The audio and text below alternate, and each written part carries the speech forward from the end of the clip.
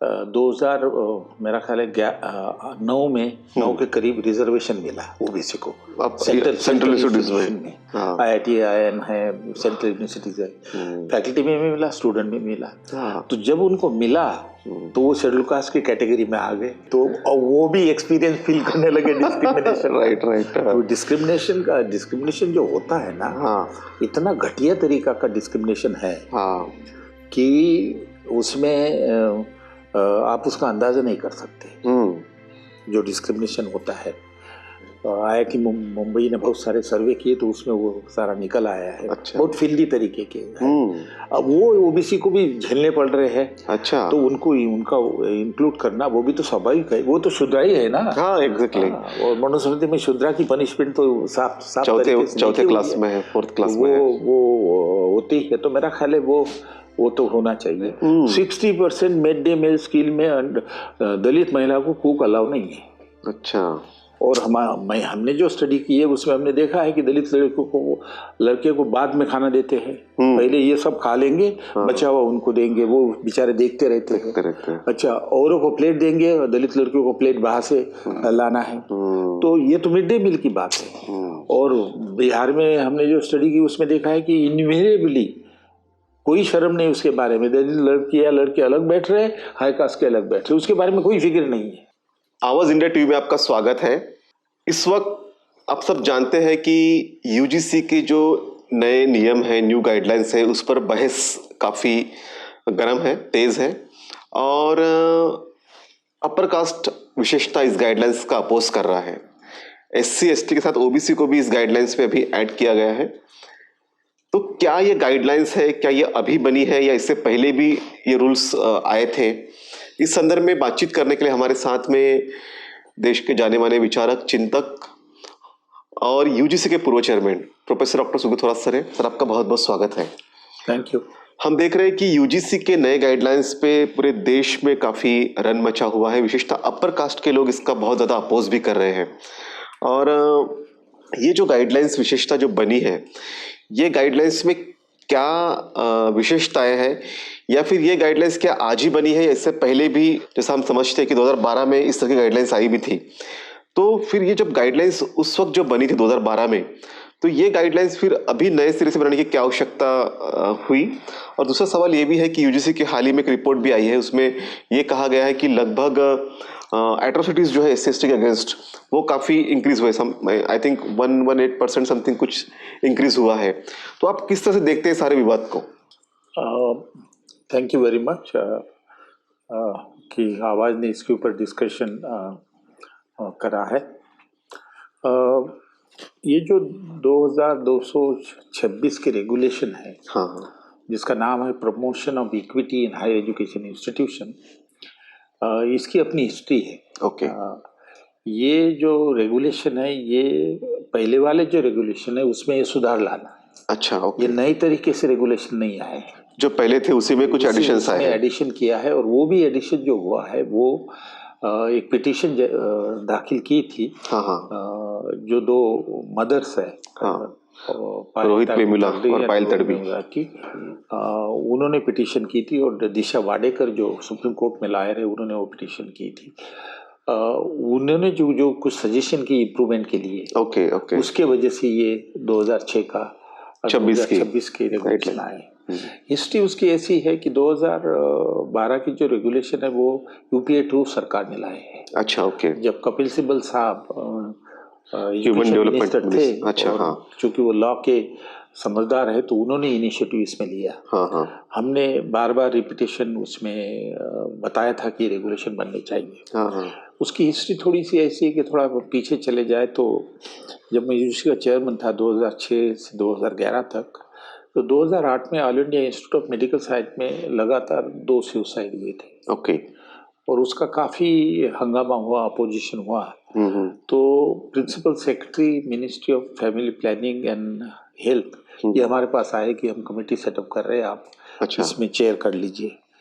तो थोड़ा सा मुश्किल था मेरे लिए, लेकिन मैंने वो एक्सेप्ट किया। और उसकी फिर all India institute of medical science में जो सर्वे बाहर आया उसमें काफ़ी सारा डिस्क्रिमिनेशन निकल आया। अच्छा, पहली बार रिटर्न फॉर्म में। और through a properly constituted committee.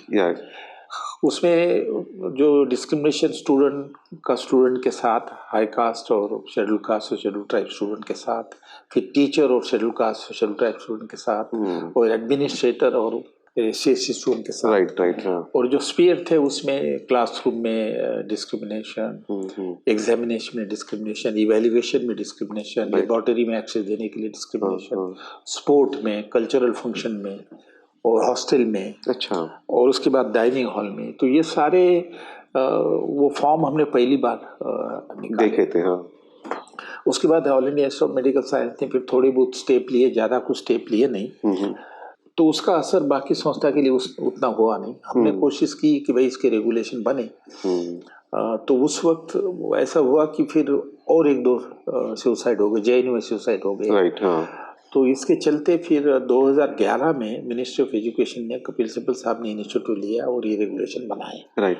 उस रेगुलेशन में 2-3 बातें हैं। एक तो ये है कि इक्वल अपॉर्चुनिटी ऑफिस होगा और इक्वल अपॉर्चुनिटी ऑफिसर होगा। अच्छा, ओके। और जो कंप्लेंट आएगी डिस्क्रिमिनेशन की वो उनके पास जाएगी। राइट। और दूसरा था, उन्होंने एक 20-25 फॉर्म्स ऑफ डिस्क्रिमिनेशन सिर्फ एजुकेशन इंस्टीट्यूशन में, based on the all India institute medical science committee report, वो भी वहाँ अच्छा क्लियरली स्पेसिफाई कर दी है। हाँ। क्योंकि ऐसा है कि अनटचेबिलिटी ऑफेंस एक्ट जो 1955 का है और एट्रोसिटी एक्ट है, इसमें एजुकेशन की प्रोविजन नहीं है। एक ही जगह है सिर्फ एडमिशन के लिए। राइट हाँ। तो इसलिए डिटेल में देना पड़ा। और फिर उसके एडमिनिस्ट्रेटिव ये रहा, तो ये रेगुलेशन बने और फिर UGC ने इनके डायरेक्टिव दिए बहुत सारे एजुकेशन इंस्टीट्यूशन को। लेकिन उसके बाद आप देखेंगे कि वेमुला का केस आया, पायल तडवी का हुआ, पायल तगड़ी का आया, और IIT मुंबई का भी हुआ, सोलंकी का आया। हाँ, सोलंकी का। तो उसके बाद फिर ये जो 2 मदर है, पायल तगड़ी और वेमुला की मदर, सुप्रीम कोर्ट में पिटीशन जाहिर की, और जिसमें दिशा वाडेकर जो लॉयर है सुप्रीम कोर्ट में, उन्होंने वो पिटीशन को लिया और उन्होंने फिर कुछ इम्प्रूवमेंट सजेस्ट की। अच्छा, कि भाई इसमें इन्फोर्समेंट हो नहीं रहा है, इसमें इन्फोर्समेंट करो आप, और कुछ सुधार लाने की कोशिश करो। और जो कमियां थी 2012 में, वो भी कुछ उन्होंने उसमें आइडेंटिफाई की है। अच्छा, उसमें ऐसा था कि यदि कुछ अपील करना चाहे, मतलब डिसीजन दे दी, स्टूडेंट के अगेंस्ट में गई वो डिसीजन, तो अपील करना चाहे तो हेड ऑफ द इंस्टीट्यूशन को। तो हमने कहा हेड ऑफ द इंस्टीट्यूशन तो नहीं करेगा, उसके ऊपर होना चाहिए। राइट। और मॉनिटरी मैकेनिज्म नहीं था कि कोई संस्था यदि रेगुलेट नहीं कर रहा है, इन्फोर्स नहीं कर रहा है, तो उसके अगेंस्ट पे भी एक्शन होनी चाहिए। Exactly. ऐसी कुछ सजेशन उसमें दी थी। तो उसके चलते सुप्रीम कोर्ट ने UGC को बुलाया, पूछा कि भाई क्या स्थिति है। तो सुप्रीम कोर्ट ने क्या किया कि हम आपको बताते हैं, टाइम दे दीजिए। अच्छा, ओके। तो उन्होंने एक लेटर इशू कर दिया एजुकेशन इंस्टीट्यूशन को कि भाई आप क्या ये सेटअप हुआ या नहीं, ये सेल, और ये रेगुलेशन आप इम्प्लीमेंट कर रहे हैं नहीं, और डिस्क्रिमिनेशन के कितने केसेस हैं। तो जो डेटा आया उन्होंने सुप्रीम कोर्ट के साथ शेयर किया। मेरा ख्याल है ओनली 50% के करीब इंस्टीट्यूशन ने इसको वो ऑफिस खोला था। तो फिर जो सजेशन पिटीशन में दी थी कि भाई इसमें इम्प्रूवमेंट करो, दिशा वाडेकर और ने, उसके चलते फिर 2026 के ये नए रेगुलेशन जो है आए हैं। तो ये तो इसका बैकग्राउंड है कि, राइट, कि एजुकेशन इंस्टीट्यूशन में डिस्क्रिमिनेशन होता है और उसके डिफरेंट फॉर्म्स है। राइट। और इसलिए इसके अगेंस्ट में रेगुलेशन होने चाहिए। ये जो है उसके वजह से 2012 की रेगुलेशन बने। अच्छा। और उसके बाद फिर 2026 में उसमें इम्प्रूवमेंट के लिए ये पिटीशन के माध्यम से आया है। ओके। तो ये जो रेगुलेशंस तो बने, लेकिन ये सेंट्रली फंडेड जो इंस्टीट्यूशंस है केवल इसी के लिए सीमित है या इसका दायरा प्राइवेट भी है, जो बाकी के भी इंस्टीट्यूशंस भी बने हैं काफ़ी? सेकंड ये है कि जैसा सुसाइड के केस तो होते हैं, लेकिन एक इशू ये भी होता है कि काफ़ी जो SC/ST के बच्चे हैं वो ड्रॉप आउट भी हो जाते हैं, वो रजिस्टर्ड नहीं करते अपनी कंप्लेंट, या फिर वो लोग एग्रेसिवली सामने जाते नहीं है, काफ़ी डिस्टर्ब होते हैं और बाद में ड्रॉप आउट भी करते हैं। तो ये भी एक रीज़न शायद इसमें इंक्लूड हुआ? इसमें ऐसा है कि 2026 का जो एक्ट है, रेगुलेशन है, इसने एक ही एरिया में थोड़ा सा सुधार लाया। अच्छा। वो सुधार ऐसे है कि जो संस्था एजुकेशन इंस्टीट्यूशन यदि इसको लागू नहीं करेगी, ऑफिस नहीं खोलेगी, इन्फोर्समेंट नहीं करी, तो उसके अगेंस्ट में एक्शन ली जा सकती है। अच्छा, ओके। उसके एक्शन ये है कि उनकी ग्रांट बंद की जा सकती है, उसके डिग्री अवार्डिंग राइट भी कुछ हद तक रिस्ट्रिक्टेड हो सकते हैं। तो एक सख्त मैकेनिज्म उन्होंने दिया हुआ है मॉनिटरिंग का। दूसरा एक स्क्वाड की भी बात की है, एक दो लोगों को आइडेंटिफाई किया जाएगा और वो देखेंगे कि भाई इस तरह की घटनाएं ना हो। तो मॉनिटरिंग में तो थोड़ा सा सुधार आया, क्योंकि ये पिटीशन मॉनिटरिंग इम्प्लीमेंटेशन के लिए ज्यादा थी। हाँ, क्योंकि दिशा वाडेकर की ये अपनी डिमांड थी। इसके अलावा लेकिन इसमें बहुत लिमिटेशन। हाँ, वही मैं आपसे कहने वाला था कि लिमिटेशंस का विषय है। पहली लिमिटेशन है जो आपने सवाल पूछा है कि भाई ये किस इंस्टीट्यूशन में लागू होगा। हाँ, इसके बारे में ये एक्ट क्लियर नहीं है। हाँ, ये कहता तो है कि हायर एजुकेशन इंस्टीट्यूशन, राइट, लेकिन जब डेफिनेशन में आता है तो उसमें यूनिवर्सिटी और colleges under section 3 of the university grant commission. Okay, अच्छा, under section 3 of university grant commission में वही यूनिवर्सिटी आती है जो सेटअप की है स्टेट ने और सेंट्रल ने, राइट। तो उनकी एक लिस्ट होती है यूजीसी के बाद, तो उसमें इंक्लूड होती है। उसी तरह कॉलेजेस, तो आज 43,000 के करीब कॉलेजेस है, 1100 यूनिवर्सिटीज है, तो उनका वो लिस्ट में नाम आता है, राइट। और दूसरा 12B एक रूल है, ये तो 12(2)(f) हो गया है। 12B है कि ये ग्रांट के लिए भी एंटाइटल बन जाते हैं। अच्छा, इसका मतलब ये है कि इसमें IITs नहीं, IIM नहीं, जो बहुत सारी स्टैंडअलोन इंस्टीट्यूशंस है, स्टैंडअलोन जो है, जो नर्सिंग का ट्रेनिंग देती है, टीचर्स का ट्रेनिंग देती है, जो certificate diploma post graduate diploma देती है, उसमें क्लैरिटी बिल्कुल नहीं है। दूसरा ये भी है कि लॉ यूनिवर्सिटीज, लॉ कॉलेजेस, ये तो बार काउंसिल के इसमें है, राइट। ये एग्रीकल्चर यूनिवर्सिटी या कॉलेजेस वो Indian council of agriculture research के कंट्रोल में है, बराबर है। तो ये जो संस्थाएं है, इसको ये लागू होगा या नहीं, इसके बारे में क्लैरिटी नहीं है, राइट। ये तो पहली लिमिटेशन है इसकी, क्योंकि बहुत बड़ा सेक्टर ये एक तरीके से एक्सक्लूड कर रही है एजुकेशन का।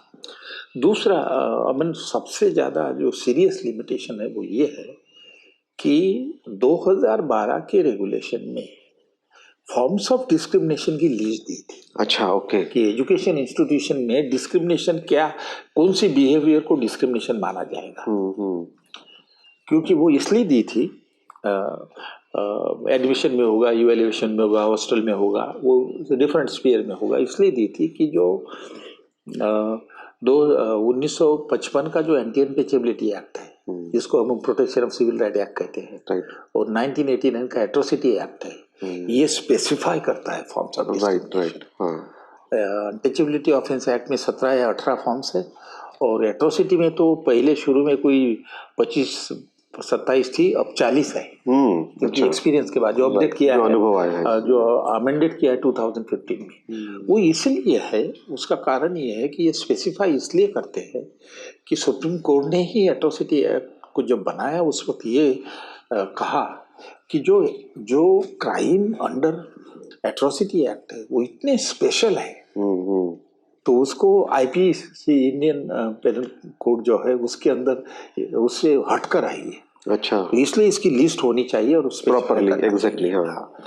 उसमें बहुत सारी बातें हैं, कंडेमिनेशन है, ह्यूमिलिएशन है, अब उसको बहुत सारे फॉर्म्स है जो कैप्चर नहीं होते हैं, जो IPC में नहीं होते हैं एग्जैक्टली, इसलिए उसमें आया है। इसलिए 2012 के इसमें वो हमने उसमें डाले थे, इन्होंने उसमें से सारे हटा दिए। ये तो बहुत बड़ा मुद्दा है। डिफाइन करते हैं डिस्क्रिमिनेशन, वो डेफिनेशन ऑफ डिस्क्रिमिनेशन की वही सेम ही है, वो यूनाइटेड नेशन की डेफिनेशन है, फॉर्म्स का डिस्क्रिमिनेशन जो है। और इन्होंने क्या किया है कि इन्होंने मॉनेटरी मैकेनिज्म के लिए पहले तो इक्वल अपॉर्चुनिटी ऑफिसर था, अब इन्होंने इक्वल अपॉर्चुनिटी ऑफिसर भी है, लेकिन साथ साथ इक्विटी कमेटी भी है, और वो इक्विटी कमेटी तय करेगी, लिस्ट बनाएंगे कि कौन से फॉर्म डिस्क्रिमिनेशन के हैं। अब बताइए, उनके पास इतनी कैपेबिलिटीज थोड़ी है कि अनटचेबिलिटी से रिलेटेड जो बिहेवियर है, डिस्क्रिमिनेटरी बिहेवियर, उसको वो आइडेंटिफाई कर सके। और दूसरी सबसे बड़ी प्रॉब्लम ये है कि आप इंस्टीट्यूशन के वो छोड़ रहे हो, 1100 यूनिवर्सिटीज है, 43,000 आपके पास कॉलेजेस है, और बाकी सारी संस्थाएं आप ले रहे हो, IIT, IIM, ये सारे लोग, हर एक इंस्टीट्यूट अपने तरीके से उसको लिस्ट बनाएंगे, कितना लीगल और कंफ्यूजन होगा, इसका काफी कंफ्यूजन हो जाएगा। और बच्चा जो है जो डिस्क्रिमिनेशन फील करता है उसको कैसे पता चलेगा? एग्जैक्टली। तो इसलिए मैं समझता हूँ this is the greatest lacuna in the 2016। इन्होंने आगे ले जाने के बजाय इसको पीछे ले लिया। आप 2026 के इस रेगुलेशन में किस तरह के सुधार चाहते हैं कि मतलब ये जो खामियां अभी आप जो गिनाई है इस खामियों को दूर किया जाए? पहला ये सवाल है। दूसरा सवाल ये भी है कि अपर कास्ट के जो लोग हैं वो इस बार बहुत ज्यादा अपोज कर रहे हैं, तो उन्हें क्या सलाह दें? उसमें इसमें एक दो लिमिटेशन और बता दूं। मैं हाँ। अपर कास्ट में था। दूसरा इसमें ये है कि जो इक्विटी कमेटी है ना, उसका chairman head of the institute है। ओह अच्छा, बताइए, वही डिसीजन लेगा कि पनिशमेंट क्या देना है। एग्जैक्टली। उसी को रिकमेंडेशन जाएंगी और वो अप्रूव करेगा। अब he sitting on the same different side of the table. Exactly. तो वो गलत है। उसका है। हेड ऑफ द इंस्टीट्यूट उसका नहीं होना चाहिए। Yes. वो इसमें भी था कुछ हद तक। इसमें 2012 में उसमें ये था कि यदि डिसीजन डिक्लेयर कर दी और स्टूडेंट को यदि एक्सेप्टेबल नहीं है तो वो अपील कर सकता था। तो वो भी appeal head of the institution की थी। तो ये दिशा वाडेकर वगैरह ने ये कहा कि नहीं, आप उसके ऊपर उनका चांसलर होता है, प्रेसिडेंट होता है, या एम्बेसमेंट कोई आप बनाइए। तो इन्होंने वो किया नहीं है। तो दैट इज अनदर लिमिटेशन। तीसरी लिमिटेशन अमन ये है कि जो कंपोजिशन ऑफ इक्विटी कमेटी है उसमें सिर्फ schedule caste, schedule tribe, OBC का एक आदमी है। अच्छा। और अब उसमें तो 50% होना चाहिए। Exactly. Effective speaking, effective mechanism बनाना है या फिर इम्प्लीमेंटिंग करना है। तो ये कुछ उसकी लिमिटेशंस है, जो लिमिटेशंस उसको रिमूव करना बहुत जरूरी है। अब सवाल यह है कि पहली बार इस रेगुलेशन को अपोजिशन हो रहा है। अब उनकी आर्गुमेंट समझ में नहीं आ रही, लेकिन जो मैं समझ सकता हूँ वो आर्गुमेंट ये है कि भाई कास्ट के रिलेटेड मत कीजिए, क्योंकि उस कास्ट से क्यों ना करे ये समझ में नहीं आता है। पहली बात तो ये कि आर्टिकल 15 जो है वो ये कहता है कि any discrimination associate with caste, ethnicity, religion, colour, gender, ये प्रोहिबिटेड है। तो कास्ट का तो मेंशन है, तो इसमें कास्ट भी आएगा, ट्राइब भी आएगा, फिजिकल हैंडीकैप भी रखा हुआ है इसमें। राइट, वो भी रखा है। ठीक है ना। तो ये तो मेरा ख्याल होना चाहिए उसमें। आजकल ये टेंडेंसी हो गई कि जो हमारे समाज की डर्ट है ना, गंदगी है, वो सामने लाने के लिए हम बहुत डरते हैं। हाँ, तो वो मेरा ख्याल है वो होना चाहिए। और डिस्क्रिमिनेशन उसी पे होता है। दूसरा ये कह रहे हैं कि उनका भी डिस्क्रिमिनेशन होता है, हाई कास्ट का। अच्छा, ये भी कुछ आर्गुमेंट है। हमारा भी उसमें प्रोविजन डालो। अब ऐसा है कि देखिए, इसमें इकोनॉमिकली वीकर सेक्शन का भी है। वो जो होना नहीं चाहिए। ये नहीं होना चाहिए, क्योंकि डिस्क्रिमिनेशन जो है वो आइडेंटिटी बेस्ड है। राइट। आइडेंटिटी जो है आपकी रिलीजन की है, कास्ट की है, इथनिसिटी है, जेंडर है, कलर है। तो इसमें इकोनॉमिकली वीकर सेक्शन नहीं डालना चाहिए था। इकोनॉमिकली वीकर सेक्शन का डिस्क्रिमिनेशन वो क्या होगा, उसका डिस्क्रिमिनेशन क्या होगा कि रूल के हिसाब से उसको ट्रीट नहीं किया जा रहा। तो वो जनरल है। तो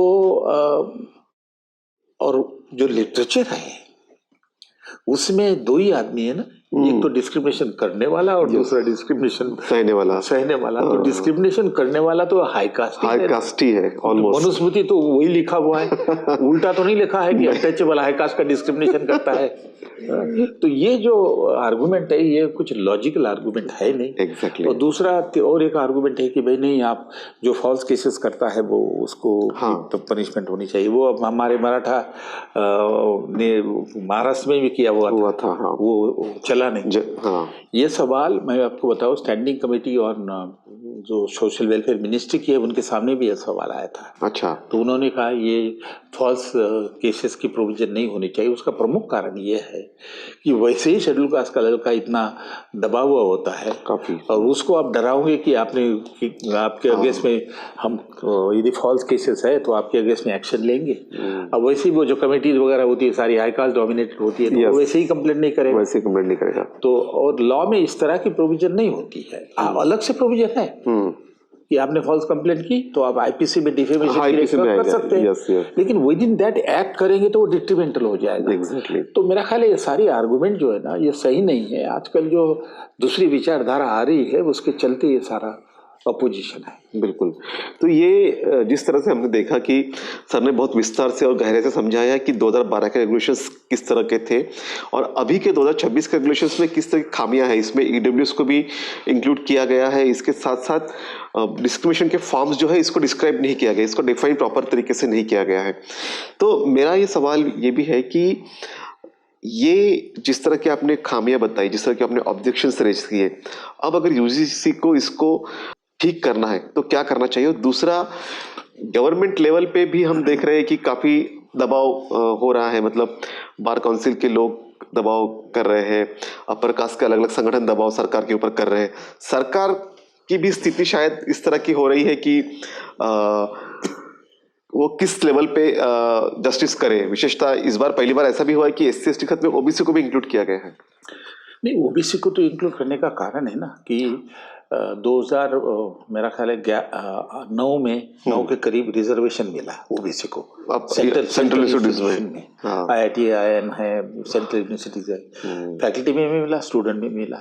तो जब उनको मिला तो वो शेड्यूल कास्ट की कैटेगरी में आ गए।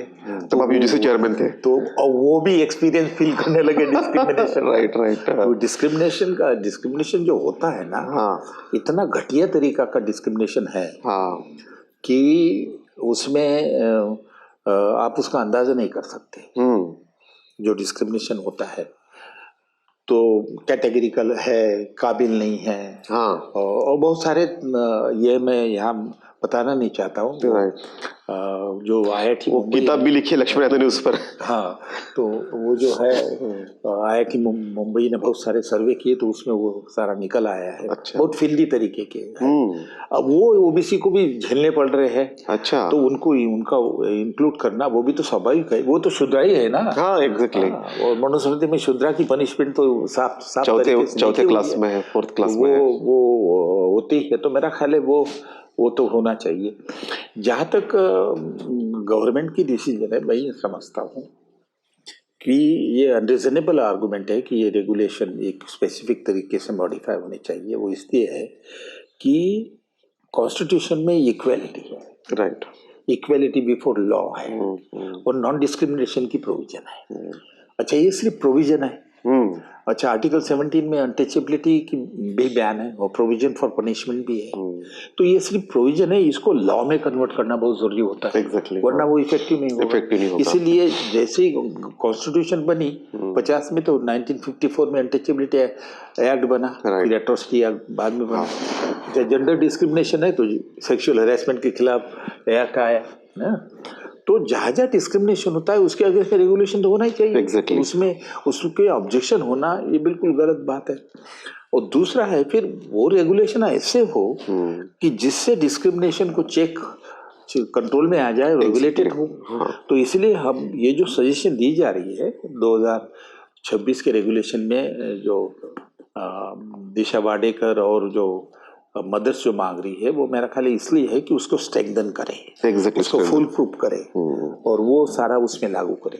तो उसमें ये है, जो मैं रिपीट करूं, कि सारी एजुकेशनल इंस्टीट्यूशन को उसमें कवर करना चाहिए। मैं तो कहूँगा कि यूजीसी के बजाय मिनिस्ट्री ऑफ एजुकेशन ने ये रेगुलेशन लाना। एग्जैक्टली, मिनिस्ट्री ऑफ एजुकेशन, क्योंकि उसमें सारे की सारी संस्थाएं कवर हो जाएंगी।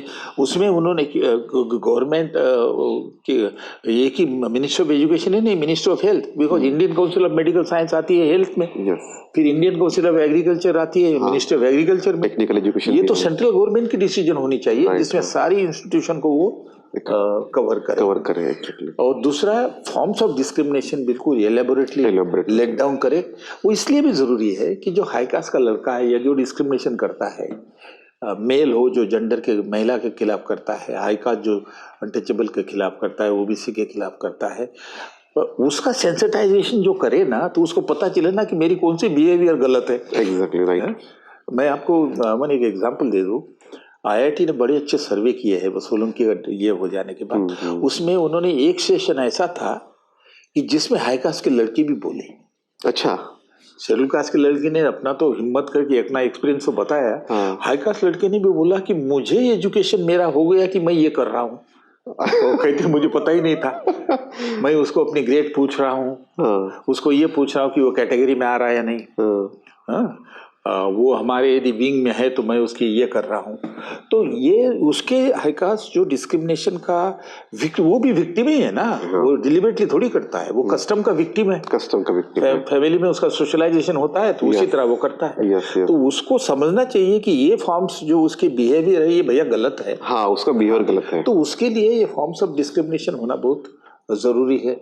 और जो कमिटीज है वो भी कमिटी ऐसी होनी चाहिए कि जिसमें हेड ऑफ द डिपार्टमेंट ना हो। हाँ ये उसमें इसमें ये प्रोविजन किया है इन्होंने अब कि head of the department head institution का ही यदि डिस्क्रिमिनेट कर रहा है तो उसके लिए फिर उन्होंने ऊपर वाले को रखा है, उसमें चांसलर हो सकता है, एम्बेसमेंट एक अथॉरिटी हो सकती है, वो किया है उन्होंने, तो वो हो।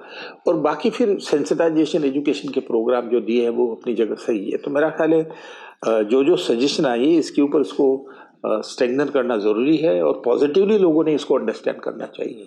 इसमें किसका डिस्क्रिमिनेशन नहीं हो रहा है, एक इगैलिटेरियन सोसाइटी और इगैलिटेरियन इंस्टीट्यूशन का कैंपस बनाने में इससे मदद होगी। बिल्कुल। एक मेरा अंतिम सवाल ये है, क्योंकि हम डिस्क्रिमिनेशन पे बात करते हैं और आपने जैसा कहा कि अपर कास्ट के बिल्कुल वो डीएनए में ही है कि वो डिस्क्रिमिनेशन करना ही है, मतलब उनके स्वभाव में या फिर उनके कल्चर में वो बात आती है कि तुम श्रेष्ठ हो और तुम सारे बाकी जो है तुमसे कमज़ोर है। तो ये फ्रैटर्निटी की भी बात हमारा कॉन्स्टिट्यूशन कहता है, तो ये हमारे जो रूल्स होते हैं, रेगुलेशंस होते हैं, फ्रैटर्निटी को भी इस तरह से हम कुछ कोशिश कर सकते हैं कि उसमें इनके मन से ये बातें निकल जाए कि तुम्हारा काम केवल डिस्कशन करना नहीं है, तुम्हारा काम सबको साथ लेके चलना भी है। ये आपने बहुत ही अच्छा सवाल पूछा।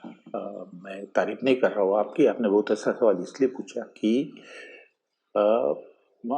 जो स्टूडेंट स्कूल में और कॉलेज में आता है, राइट, उसका सोशलाइजेशन फैमिली में होता है। एग्जैक्टली। और फैमिली में उसको कास्ट मिलती है, वो रिलीजियस शास्त्र पढ़ता है, सोसाइटी में भी देखता है, तो उसका सोशलाइजेशन होके उसकी जो वैल्यूज और कस्टम है वो लेके इंस्टीट्यूशन में आता है। तो वो जब वो जिसका उसका बिहेवियर डिस्क्रिमिनेटरी है तो वो एक नेचुरल तरीके से है, उसको वही मॉरलिटी पढ़ाई जा रही है। तो इसलिए इस इशू में बहुत सारे कमीशन ने इसके ऊपर तवज्जो दी है। ये 1948 में जो राधा कृष्णा कमीशन बना, कोठारी कमीशन बना, उसमें ये इशू आया था कि हमने हायर एजुकेशन इंस्टीट्यूशन में मॉरल एजुकेशन भी देना चाहिए, सोशलाइजेशन और सेंसिटाइज करने के लिए मॉरल या वैल्यू एजुकेशन देना चाहिए। तो उस वक्त राधा कृष्णा जो फिलोसॉफी के प्रोफेसर थे, उन्होंने एक कमेटी बनाई कि भैया आप सब धर्म के अच्छाइयाँ लेके ये कोर्स बना दो, जो हम पढ़ाएंगे भी।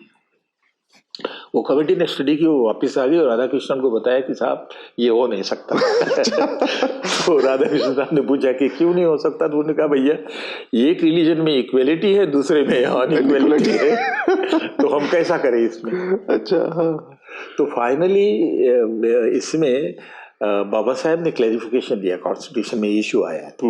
तो उन्होंने कहा भाई ऐसा है कि वो रिलीजन से मॉरलिटी लेना चाहिए या नहीं। तो बाबा साहब ने कहा कि ऐसा है कि research and study of religion must be allowed, लेकिन teaching of one religious philosophy to the student should be not be allowed, क्योंकि कुछ रिलीजन इनइक्वलिटी की बात करते हैं। राइट, तो इसलिए एक फिर सजेशन आई कि भाई हम सेकुलर प्रिंसिपल के बेसिस के ऊपर एक कोर्स बनाए, वैल्यू बनाए, और वो स्टूडेंट को कोर्स दे दे और उनको फ्रेटर्निटी, इक्वालिटी, ब्रदरहुड, कंपैशन, ये सारी वैल्यूज जो है वो हमने बनाए।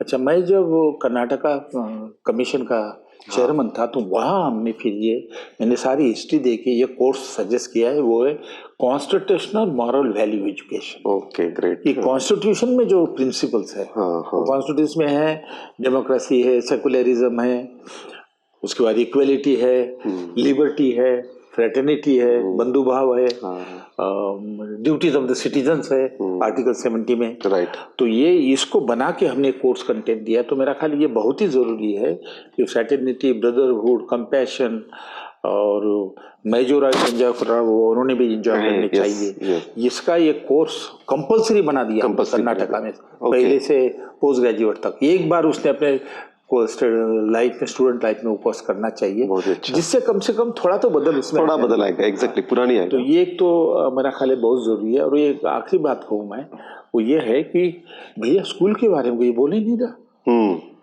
स्कूल जो सेक्टर है ये सारा हायर एजुकेशन चल रहा है। और मैंने कर्नाटक का वैल्यू एजुकेशन में अलग से कमेटी बनाई। अच्छा। उसको कहा स्कूल में जाके आप स्टडी करो कि वहाँ डिस्क्रिमिनेशन क्या है। वो तो अलग का बोलता ही नहीं है, नहीं वो तो साइन करता है, साइन कर लेता। तो सतीश देशपांडे जो है जिन्होंने इसके ऊपर काम किया है, उनकी रिपोर्ट आई, उन्होंने पाया कि स्कूल में तो डिस्क्रिमिनेशन अमेजिंग है। अच्छा। लड़कियों का, छोटे छोटे लोगों का, और ओपनली है, अलग बैठते हैं, कई कई स्टेट में मिड डे मील में अलग बैठते हैं। तो ये मिनिस्ट्री ऑफ एजुकेशन ने स्कूल के ऊपर तवज्जो देना चाहिए। वो तो उसके ऊपर बिल्कुल ख्याल ही नहीं है उनका। हाँ, वो मतलब जो एससी की अगर कोई खाना पकाने वाली उसके हाथ से खाना भी नहीं खाते, मिड डे मील में कुक यदि दलित महिला है तो उसकी स्टडी है ना। जॉन ड्रेस की स्टडी है। अच्छा। जॉन ड्रेस की है, जिसका इनॉग्रेशन अमर्त्य सेन ने और शबाना आजमी ने किया था, मुझे मालूम है। 60% मिड डे मील स्कीम में दलित महिला को कुक अलाउ नहीं है। अच्छा। और हमने जो स्टडी की है उसमें हमने देखा है कि दलित लड़के को बाद में खाना देते हैं। पहले ये सब खा लेंगे, बचा हुआ उनको देंगे, वो बेचारे देखते रहते हैं। अच्छा, औरों को प्लेट देंगे और दलित लड़कियों को प्लेट बाहर से लाना है। तो ये तो मिड डे मील की बात है। और बिहार में हमने जो स्टडी की उसमें देखा है कि इनवेरिएबली कोई शर्म नहीं उसके बारे में। दलित लड़की या लड़के अलग बैठ रहे, हाई कास्ट के अलग बैठ रहे, उसके बारे में कोई फिक्र नहीं है। बाप रे। तो ये स्कूल का तो मुझे समझ में नहीं आ रहा कि मिनिस्ट्री ऑफ स्कूल एजुकेशन इसको क्यों न ले। उन्होंने लेना चाहिए, इसके साथ साथ उन्होंने वो भी रेगुलेशन लेना चाहिए, ताकि कम से कम एजुकेशन सेक्टर जो है वो जिसमें पढ़ाई जाती है वहाँ एक अच्छा लड़का तो निकल के आ जाए, अच्छा नागरिक बने, बिल्कुल एक सिटीजन अच्छा बने। बिल्कुल। तो ये बहुत महत्वपूर्ण बात सर ने कही है कि केवल हायर इंस्टीट्यूशंस की बात नहीं हो, हायर एजुकेशन की नहीं, तो स्कूलों से भी इसकी शुरुआत होनी चाहिए। और मिनिस्ट्री ऑफ एजुकेशन ने भी इस पे इनिशिएटिव लेने की आवश्यकता है कि जो बचपन से जो संस्कार होते हैं, जिस तरह से बचपन से ही कास्टिज्म के संस्कार जो है वो अपर कास्ट के बच्चों पे आते हैं, और वही संस्कार जो है फिर शेड्यूल कास्ट के बच्चों पर भी होते हैं, डिस्क्रिमिनेट वो हमेशा होते रहते हैं, और वही सिलसिला आगे चलता रहता है। तो ये बहुत ही एक डिस्क्रिमिनेशन फॉर्म्स जो है वो बहुत ही देश के लिए हानिकारक भी है। और देश की जिस तरह से हम सोचते हैं बार बार कि हमारा देश बहुत महान है, हम कहते हैं, लेकिन आज भी हम इस बात से जूझ रहे हैं कि कैंपस में एससी एसटी और ओबीसी के साथ में आज भी उसी तरह से भेदभाव होता है। वो भेदभाव केवल वहाँ पे नहीं होता, तो बचपन से ही स्कूलों से ही शुरू होता है। तो सर ने बहुत अच्छे सजेशंस आज हमें दिए हैं। और ये 2026 के रेगुलेशंस पे चर्चा तो हो रही है, लेकिन इसमें भी कुछ खामियां हैं, और ये खामियों को भी दूर करने की आवश्यकता है। और अपर कास्ट को भी इस बात को समझने की आवश्यकता है कि तुम्हारा जो बिहेवियर है उसमें चेंज लाने की आवश्यकता है, क्योंकि अगर आप डिस्क्रिमिनेशन करोगे नहीं तो डेफिनेटली आपके ऊपर कोई एक्शन ही नहीं होगा। तो सर आपने बहुत विस्तार से हमें आज इस रेगुलेशंस के बारे में समझाया, और आपने सजेशंस भी दिए। मुझे लगता है कि आपका इंटरव्यू देखने के बाद काफ़ी लोग इसको समझेंगे और सुधार भी होगा, इसी उम्मीद के साथ बहुत बहुत शुक्रिया आपका। धन्यवाद। Thank you.